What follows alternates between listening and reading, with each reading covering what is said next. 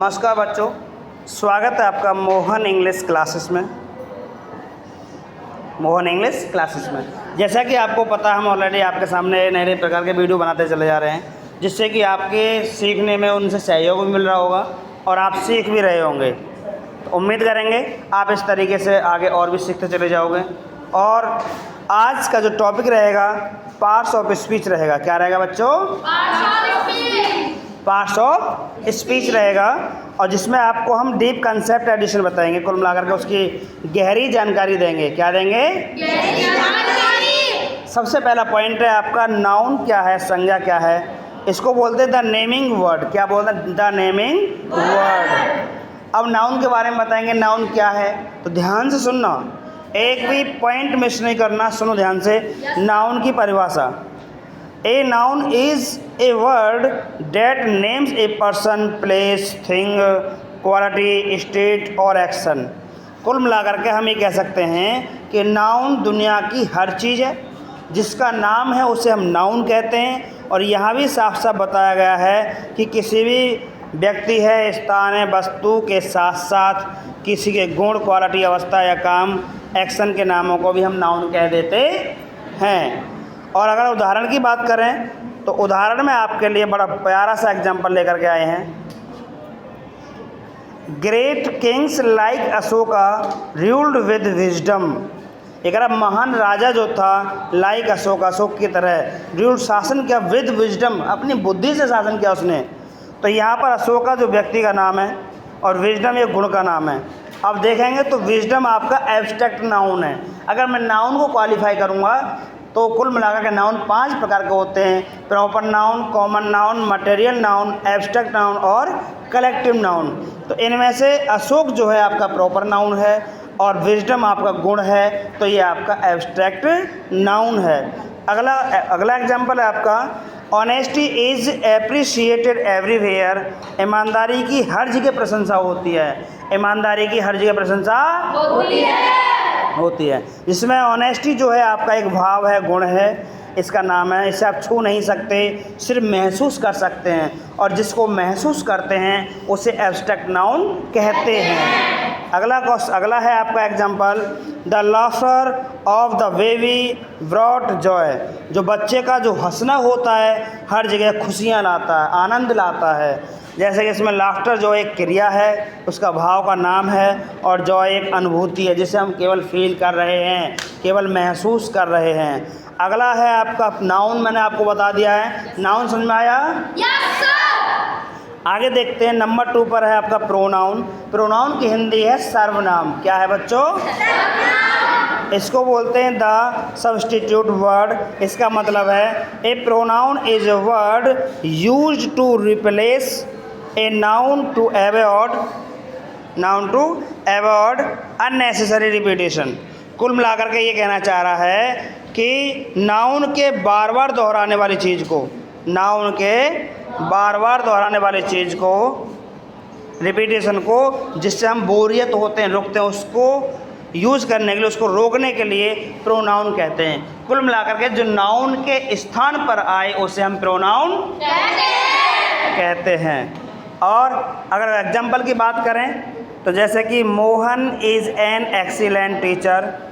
मोहन एक सबसे बढ़िया अध्यापक है, और he creates amazing PDFs for his student. जो अपने बच्चों के लिए बढ़िया सी पीडीएफ ओपन करते हैं और उन्हें पढ़ाते भी हैं। जैसे कि यहाँ पर मोहन के लिए ही वर्ड यूज हुआ, इसका मतलब मोहन आपका नाउन था और उसकी जो ही वर्ड जो आया वो आपका प्रोनाउन था।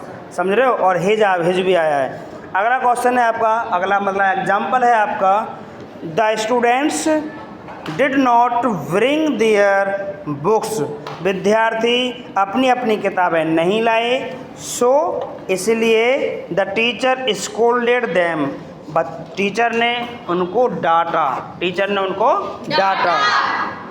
तो यहाँ पर देयर और देम जो है यहाँ छात्रों के लिए ये प्रयुक्त हुआ है, क्योंकि देयर भी और देम ये सब विद्यार्थियों के लिए आया है। किसके लिए आया है? अगला है आपका दिस बुक इज़ माइन। यह मेरी किताब है। वेयर इज़ योर्स, और तुम्हारी कहाँ पर है?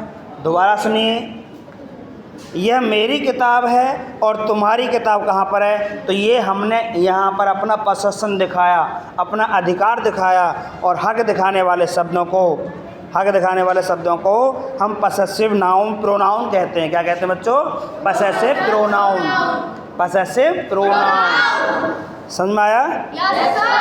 मैंने आपको यहाँ पर जो आपके पार्ट्स ऑफ स्पीच है इनके बारे में डीपली जानकारी देना। हालांकि इनके पार्ट्स बहुत सारे होते हैं, उनके बारे में हम आपको धीरे धीरे बताते चले जाएंगे, लेकिन सबसे पहले इनके बारे में हमें डीपली जानकारी लेनी है आखिरकार ये होता क्या है। तो तीसरा है आपका एडजेक्टिव। क्या है बच्चों? एडजेक्टिव का मतलब होता है विशेषण, ठीक है ना? क्या कहते हैं? विशेषण। इसको कहते हैं मॉडिफायर ऑफ नाउन्स, जो नाउन को मॉडिफाई करता है, जो सजाता है, ठीक है ना, उसके बारे में बताता है। जहाँ कैसा का अर्थ आए उसे हम एडजेक्टिव कहते हैं। इसकी डेफिनेशन देख लेते हैं। An adjective is a word. An adjective is a word. Adjective वो शब्द है डेट जो कि एड्स समथिंग, कुछ ऐड करता है, to the meaning of a noun और प्रोनाउन, नाउन और प्रोनाउन के लिए, बाय डिस्क्राइबिंग और क्वांटिफाइंग इट। ये कहना चाह रहा है जी, एडजेक्टिव एक ऐसा पॉइंट है अच्छाई बुराई नहीं बताता, केवल वो उसके रंग, रूप, संख्या, मात्रा और आकार की जानकारी भी हमें देता है। एडजेक्टिव एक ऐसा पॉइंट है अपने आप में जो किसी नाउन का रंग, रूप, आकार, प्रकार, संख्या, मात्रा, अच्छाई, बुराई सब कुछ बताता है, उसको हम एडजेक्टिव कहते हैं। एग्जाम्पल की बात करें, he is my elder brother, वह मेरा बड़ा भाई है, एंड ही हैज़ 3 कार्स, और उसके पास 3 कारें हैं। तो यहाँ पर जो एल्डर वर्ड है ये विशेषता बता रहा है, और 3 जो वर्ड है, 3 कार्स जो वर्ड आया है, इसमें जो 3 वर्ड आया है ये आपकी संख्या बता रहा है। क्या बता रहा है? संख्या बता रहा है। अगला एग्जाम्पल है भाई आपका, there is little water in the jug, jug में थोड़ा सा पानी है। यहाँ पर जो वाटर की बात कर रहा है, लिटिल की, तो लिटिल क्या कर रहा है, जो मात्रा है पानी की जग में उसको बता रहा है। लिटिल आपका जो शब्द है ये एडजेक्टिव है और ये पानी की मात्रा को बता रहा है। क्या कर रहा है? बता रहा है। अगला देख लेते हैं भाई, अगला। और इसमें एक बात और समझो, एडजेक्टिव और क्वांटिटी, तो कुल मिलाकर के अगला example, that tall girl is a brilliant student, ठीक है ना, जो लंबी वाली लड़की है ब्रिलियंट विद्यार्थी है, होशियार विद्यार्थी है। तो यहाँ पर टॉल और ब्रिलियंट आपके एडजेक्टिव हैं। क्या है बच्चों? क्या है? एडजेक्टिव।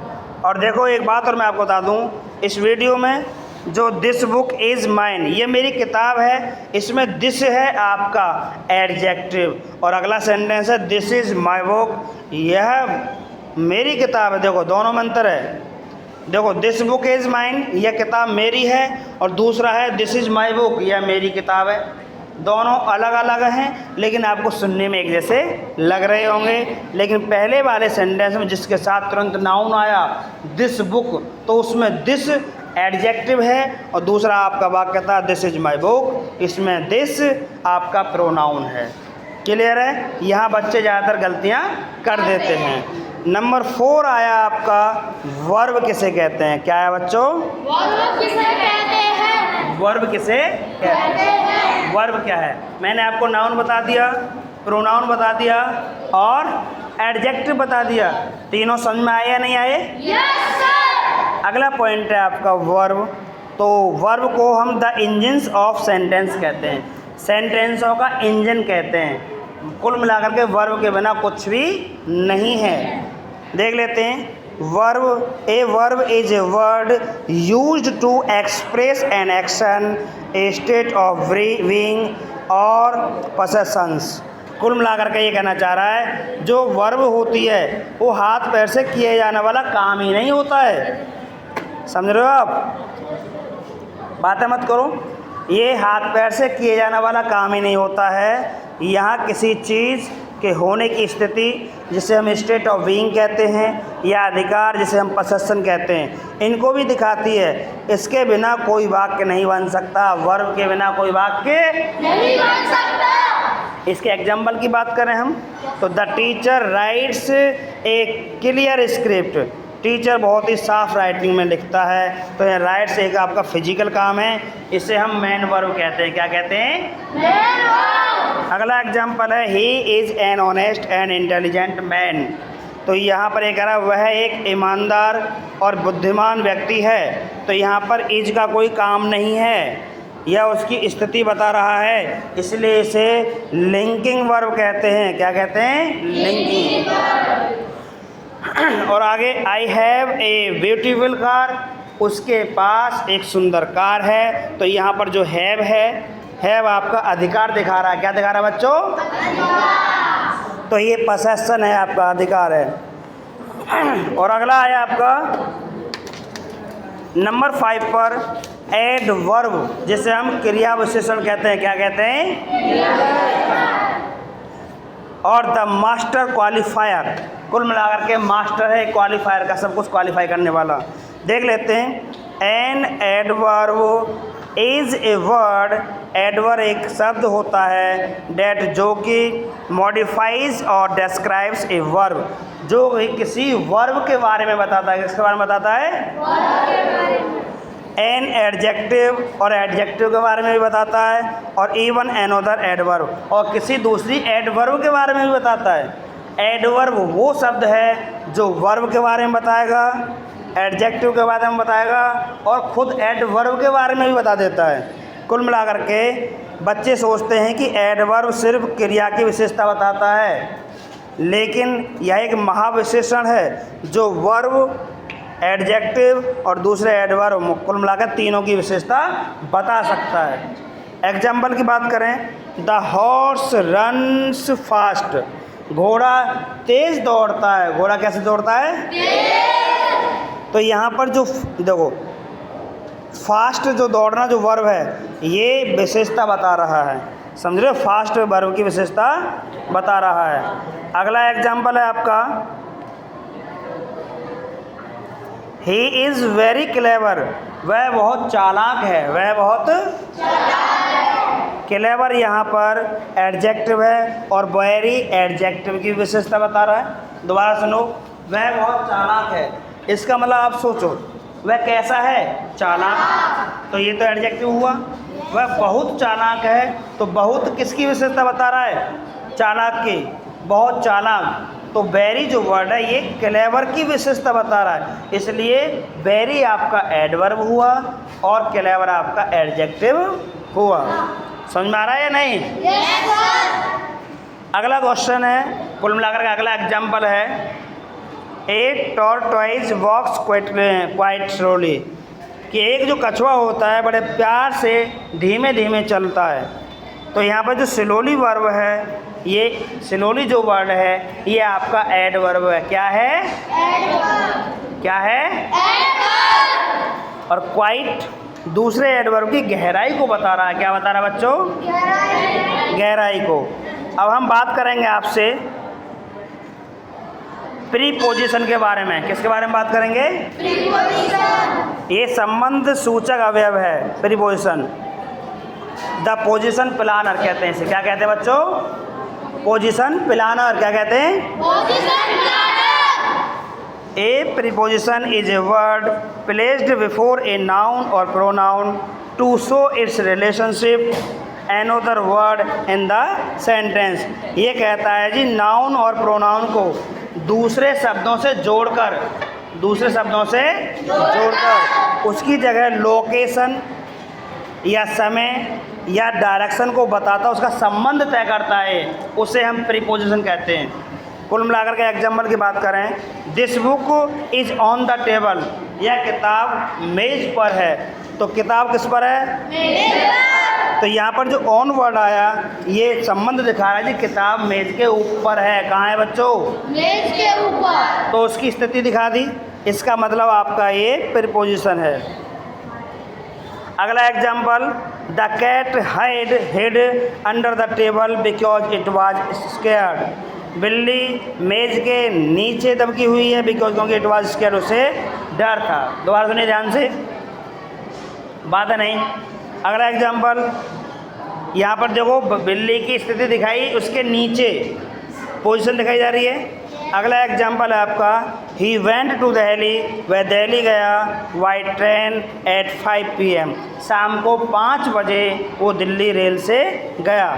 इसका मतलब टू दिशा को दिखा रहा है, वाई एक माध्यम है और एट एक समय को दिखा रहा है। किसको दिखा रहा है बच्चों? समय। किसको? समय को। तो ये हमारा प्रीपोजिशन था। अगला है आपका कंजक्शन। 2 और बच रहे हैं मात्र, एक कंजक्शन और दूसरा इंटरजेक्शन। तो अब हम इंटरजेक्शन के इसके कंजक्शन के बारे में बताएंगे। किसके बारे में बताएंगे? कंजक्शन। इसे संयोजक कहते हैं। द सेंटेंस कनेक्टर, सेंटेंस को जोड़ने वाला, कनेक्ट करने वाला। क्या करने वाला? क्या करने वाला? A conjunction is a word that connects words, phrases और entire clause together। कुल मिलाकर के ये एक ऐसा वर्ड है, इसे हम अंग्रेजी में गोंद की तरह कह सकते हैं। 2 छोटे शब्दों या अलग अलग बड़े वाक्यों को आपस में जोड़कर एक सुंदर अर्थ वाला वाक्य बनाना, उसे हम क्या कहते हैं? कंजक्शन कहते हैं। क्या कहते हैं? Conjunction. Example, Ram and Shyam are friends. यहाँ ध्यान दीजिए, राम और श्याम, तो राम और श्याम को एंड ने जोड़ा। किसने जोड़ा? एंड ने जोड़ा, इसलिए ये आपका क्या है? कंजक्शन है। क्या है? अगला है, ही वर्कड एक्सट्रीमली हार्ड, उसने बड़ी कठिनाई से काम पूरा किया, बट लेकिन ही फेल्ड द एग्ज़ाम, और वो फिर भी एग्ज़ाम में फ़ेल हो गया। यहाँ बता रहा है उसने बड़ी मेहनत से तो काम किया, फिर भी एग्ज़ाम में फ़ेल हो गया। इसका मतलब 2 विरोधी वाक्यों को ये जोड़ रहा है। किससे जोड़ रहा है? बट से जोड़ रहा है। किससे जोड़ रहा है? किससे जोड़ रहा है? बट से। तो बट आपका कंजक्शन हुआ। क्या हुआ? कंजक्शन। अगला है आपका वर्क हार्ड और you will fail because shortcuts don't work. ये कह रहा तुमने जो कठिन परिश्रम करो तुम फेल हो जाओगे, क्योंकि शॉर्टकट काम नहीं करना चाहिए।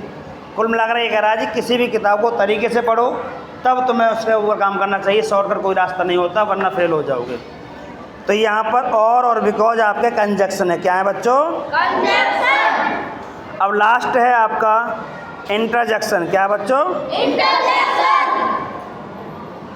इंटरजेक्शन। इसके बारे में भी जल्दी से सुनते हैं। इंटरजेक्शन विस्मयादिबोधक, the expression. An interjection is a word और phrase use to express sudden strong internal feelings, emotions. ये अंदर की भावनाएं फीलिंग करते हैं, उसे हम क्या कहते हैं? इंटरजेक्शन। जिसमें हमारी चीख, खुशी, दुख, दर्द, हैरानी, शाबाश सब चीज़ें आती हैं। एग्जाम्पल की बात करें, ब्रेवो, शाबाश, you have won the first prize in board exam, तुम्हें एग्ज़ाम में अच्छा फर्स्ट प्राइज़ मिला। तो यहाँ भी अचंबा हो रहा है। और अगला है एलास, बड़े दुख की बात है, हिज ग्रैंडफादर इज़ नो मोर, उसके दादाजी नहीं रहे। तो देखो यहाँ शोक हो रहा है, समझ रहे हो। और अगला है hurrah, our channel closed 100,000 subscriber, हमारा चैनल 100,000 सब्सक्राइबर रुक गया। तो ये खुशी का भाव हो रहा है। कुल मिलाकर के आपको ये जो समझाया पसंद आया होगा। और यहाँ वीडियो में लास्ट में 2 क्वेश्चन दिए हैं, इनको पढ़ने के बाद इनके आंसर ज़रूर कमेंट में लिखें। अगर वीडियो पसंद आए तो लाइक सब्सक्राइब करना और शेयर करना ना भूलें। नमस्कार।